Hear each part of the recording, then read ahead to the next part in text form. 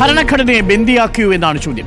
സ്മൃതി, രൂക്ഷമായ പ്രതികരണമാണ് കേരളത്തിൽ പല പിതാക്കന്മാരുടെയും ഭാഗത്തു നിന്നുണ്ടാവുന്നത്. KCBC തന്നെ രൂക്ഷമായ പ്രതികരണങ്ങൾ നടത്തുന്നു. ദീപിക പത്രത്തിൽ തന്നെ വന്നിരിക്കുന്ന മുഖപ്രസംഗത്തിൽ തന്നെ അതിരൂക്ഷമായ ഭാഷയിലാണ് BJP വിമർശിച്ചിരിക്കുന്നത്. ഭരണഘടനയെ ബന്ദിയാക്കിയോ?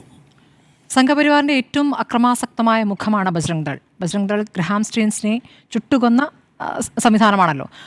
അവരുടെ ഏറ്റവും ഭീഭത്സമായ മറ്റു മുഖമാണ് നമ്മൾ ഇന്നലെ കണ്ടത്. ഇന്ന് ആ ദൃശ്യങ്ങൾ നമ്മളാണ് ആദ്യം കൊടുക്കുന്നത്. ഒരു സ്ത്രീയും കുറച്ച് സംഘവും ചേർന്ന് അടിക്കാൻ പോകുന്നുണ്ട് ഈ പെൺകുട്ടികളെയും കൂടെയുള്ള ആദിവാസി യുവാവിനെയും. അവരെ ഭയപ്പെടുത്തി അതിൽ തന്നെ ഒരാളുടെ മൊഴി അപ്പം തന്നെ മാറ്റുന്നുണ്ട്. അപ്പോൾ എങ്ങനെയാണ് അവർ പ്രവർത്തിക്കുന്നത്? അവിടുത്തെ റെയിൽവേ TT ആദ്യം വിളിക്കുന്നത് ബജ്രംഗ് ദൾ പ്രവർത്തകരെയാണ്, പോലീസിനെയല്ല. അപ്പോൾ അവരാണ് ചോദിക്കുന്നത് ആധാർ കാർഡ് എവിടെ, അവരാണ് ചോദിക്കുന്നത് രേഖകൾ എവിടെ. ഈ 18 വയസ്സ് കഴിഞ്ഞവർ CSI സഭയിലുള്ളവരെ മതപരിവർത്തനത്തിന് കൊണ്ടുപോകുന്നു എന്നുള്ളതാണ് വാദം.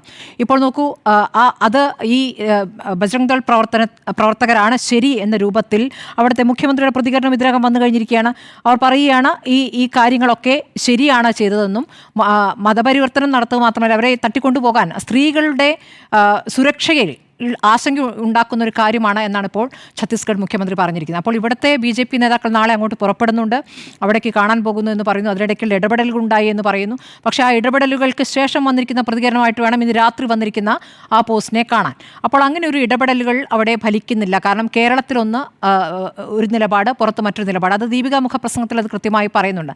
പക്ഷേ സഭാ നേതൃത്വം പൂർണ്ണമായും അതിനെ മനസ്സിലാക്കുന്നുണ്ടോ എന്ന കാര്യത്തിൽ എനിക്ക് സംശയമുണ്ട്. ഇപ്പോൾ ശിവൻകുട്ടി ഒരു പ്രതികരണം നടത്തിയല്ലോ. മുഖപ്രസംഗം എഴുതി അരമനയിൽ കയറി ഒതുങ്ങിയിരുന്നാൽ പരിഹാരമാകുമോ എന്ന് അദ്ദേഹം ചോദിക്കുമ്പോൾ അദ്ദേഹത്തിൻ്റെ ഒരു ശൈലിയായിട്ടൊക്കെ സഭയിലെ ചിലർ പരിഹസിക്കുന്നുണ്ട്.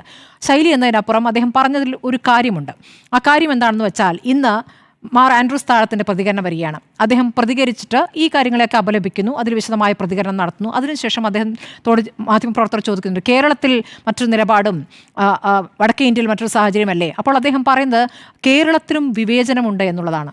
ഇവിടെ ഏത് കന്യാസ്ത്രീകളെയാണ് ഇവിടെ ജയിലിലിട്ടിട്ടുള്ളത്? ഏത് കന്യാസ്ത്രീകളാണ് മതപരിവർത്തനം ആരോപിച്ച് കൊണ്ടുപോയിട്ടുള്ളത്? കന്യാസ്ത്രീകളെ പോട്ടെ, സഭയിലെ ഏത് പ്രതിനിധികളെയാണ് സഭയുമായി ബന്ധപ്പെട്ട് അല്ലെങ്കിൽ ഈ ക്രിസ്ത്യൻ സമൂഹവുമായി ബന്ധപ്പെട്ട് ഈ തരത്തിലുള്ള വിദ്വേഷപരമായ നിലപാട് ഇവിടെ ഏത് സർക്കാർ ഭരിക്കുകയാണെങ്കിൽ കേരളത്തിൽ അങ്ങനെ ഒരു സാഹചര്യമുണ്ടോ? അങ്ങനെയില്ല. അപ്പോൾ എന്തിനെയാണ് ഈ സമീകരിക്കാൻ ശ്രമിക്കുന്നത്? അപ്പോൾ അത് പറയുന്നത് വിവേചനം എന്നൊക്കെ പറയുന്നത് വിദ്യാഭ്യാസ സ്ഥാപനങ്ങളുമായി ബന്ധപ്പെട്ടൊക്കെയാണ് പറയുന്നത്.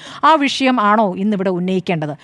അതിൽ ഒരു സംശയമുണ്ട്. അപ്പോൾ അപ്പുറത്ത് വേറെന്തെയാണ് പറയുന്നത്? CBCI തന്നെ പറയുന്നു, ഈ പറയുന്ന മഹാരാഷ്ട്രയിലെ ഒരു MLA ക്രിസ്ത്യാനികൾക്കെതിരെ ആക്രമണം നടത്തുന്നവർക്ക് 3 ലക്ഷം മുതൽ 11 ലക്ഷം വരെ വാഗ്ദാനം ചെയ്തിരിക്കുന്ന ഒരു MLA.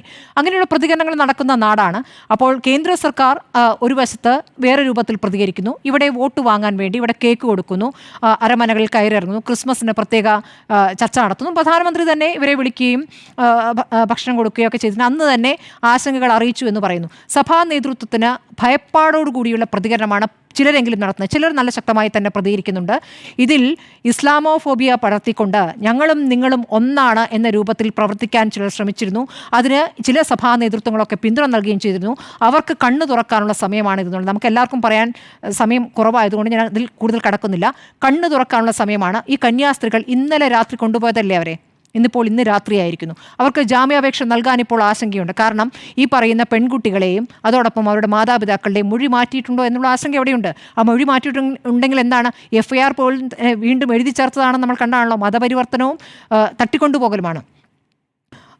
അതാണ് ആരോപിച്ചിരിക്കുന്നത്. 18 വയസ്സ് കഴിഞ്ഞ 2 പെൺകുട്ടികൾക്ക് ഒന്നാമത് കുടുംബത്തിൽ നിന്നൊരു കത്ത് എഴുതി ഇവരെ ഏതാ പറഞ്ഞു വിടുന്നു എന്ന് എഴുതി കൊടുക്കേണ്ട കാര്യമില്ല, അവരുടെ സ്വാതന്ത്ര്യമാണ്. അപ്പോൾ അത് കാര്യങ്ങൾ നടക്കുന്നു. ഇപ്പോൾ പറയുന്നതാണ്, ഇത് നക്സലുകൾ പ്രവർത്തിക്കുന്ന ഒരു പ്രദേശത്തു നിന്നാണ് ഈ പെൺകുട്ടികൾ വരുന്നത്, അതുകൊണ്ട് പ്രത്യേക പരിശോധന വേണമെന്നുള്ളതാണ് പുതിയ പ്രതികരണമായി വരുന്നത്. അവരെ പരിശോധിക്കേണ്ട ബജ്രംഗ് ദളിലാണോ അവിടെ നിയമവാഴ്ച നടപ്പാക്കേണ്ടത്? അപ്പോൾ അവിടെ അങ്ങനെ ആയിട്ടുണ്ട് ആ സംവിധാനം. അതുകൊണ്ടാണ് TT സ്വാഭാവികമായും പോലീസിന് പകരം അവരെ വിളിക്കുന്നത്. എല്ലാ കാര്യത്തിലും അങ്ങനെ ആയിരിക്കാം. അവിടെയുള്ള സഭാ പ്രതിനിധികൾക്ക് രാവിലെ നമ്മളോട് പ്രതികരിച്ച വൈദികന് പോലും വൈകിട്ട് ടൈമുടേക്കും പ്രതികരിക്കാൻ ഭയമാണ്, അവർക്ക് പുറത്തിറങ്ങാൻ ഭയമാണ്. അവരെ സംബന്ധിച്ച് സഭാവസ്ത്രമണിഞ്ഞ് പുറത്തേക്ക് ഇറങ്ങാൻ പറ്റാത്ത സാഹചര്യം എന്ന് പറയുന്നത് ഛത്തീസ്ഗഡിൽ മാത്രം ഒതുങ്ങുന്ന ഒരു വിഷയമല്ല. ഇത് ഗൗരവത്തിൽ നമ്മുടെ രാഷ്ട്രീയ പാർട്ടികൾ, പ്രതിപക്ഷ പാർട്ടികൾ ഇന്ന് പാർലമെന്റിൽ ഉന്നയിച്ചിരിക്കുന്നു.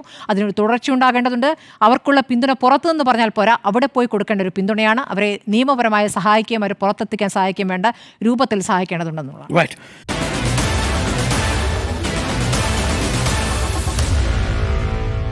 Meet the editors.